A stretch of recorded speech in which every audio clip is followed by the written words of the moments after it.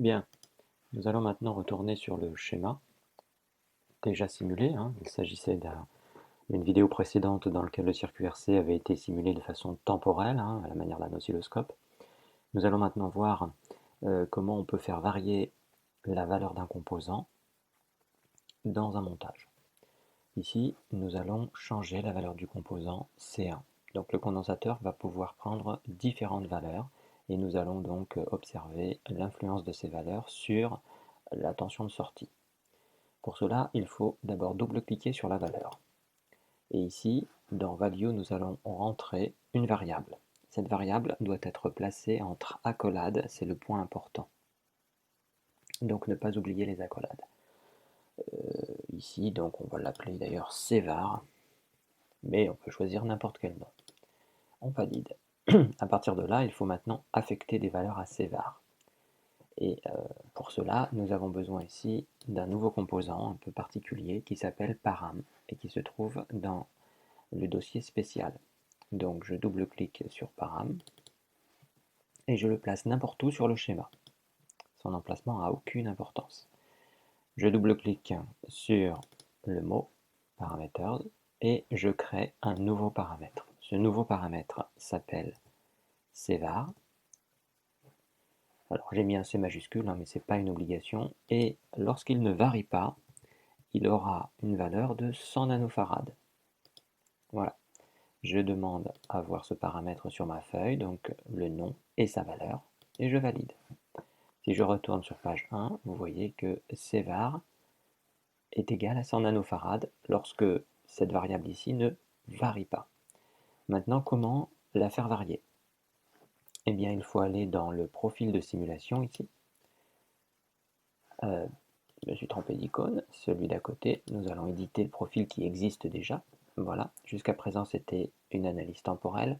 Eh bien, nous allons ajouter une analyse paramétrique avec un paramètre. Des paramètres, il y en a de différentes sortes, hein, selon euh, la syntaxe de Spice. Ici, c'est un paramètre global. Lorsqu'un élément varie, on définit son paramètre comme global. Donc je reprends le nom que j'ai déjà donné, cvar. Et puis ici, je vais donner une liste de valeurs. Donc par exemple, je vais me placer à 10 nanofarads, à 500 nanofarads et à 1000 nanofarads ou 1 micro au choix. Et je valide. Alors j'aurais pu effectivement donner un paramètre qui varie de façon linéaire, par exemple, entre une valeur initiale et une valeur finale avec un pas. Et même chose pour l'échelle logarithmique. Je valide avec OK. Il ne me reste plus qu'à lancer la simulation. Donc ici, je clique sur le bouton vert.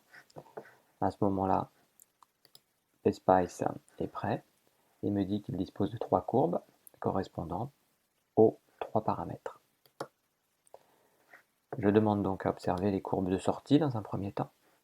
Donc j'ajoute la tension de sortie. Voilà. Et j'ai mes 3 tensions de sortie. Si je veux comparer l'évolution de ces tensions de sortie en fonction de la tension d'entrée, bien évidemment, je vais ajouter la tension d'entrée. Voilà. Alors, et je peux observer de cette façon mes 3 courbes. Ensuite, comment savoir qui est qui? Eh bien, par exemple, je me mets sur la courbe rouge, bouton droit de la souris, et ici, je regarde les propriétés de la courbe. Ces propriétés font apparaître que, par exemple, le condensateur a été choisi à 500 nanofarads.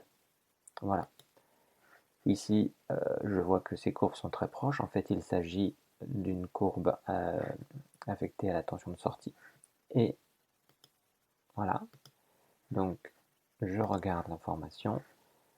cvar vaut 10 nanofarads, d'accord? Alors, c'est la tension d'entrée qui se confond avec la tension de sortie ici. Voilà. Bon, c'est une possibilité assez intéressante. Nous pourrions de la même manière faire varier la résistance et observer l'évolution. Il est tout à fait possible de rajouter des valeurs. Donc il suffit pour ça d'éditer sur le côté le profil de simulation de se mettre sur paramétrique et puis par exemple de supprimer le 10 nano et de remettre, admettons, 100 nano.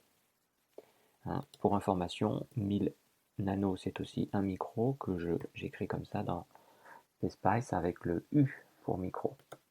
Je valide, je relance la simulation, mes 3 courbes sont de nouveau disponibles, je trace la tension d'entrée, la tension de sortie et j'obtiens mes courbes associées. La courbe jaune par exemple ici, donc propriété, enfin information sur la courbe, et j'ai ici 100 nanofarads. Voilà. Donc ensuite il est possible ici d'utiliser les outils disponibles, dont les curseurs, mais pas seulement.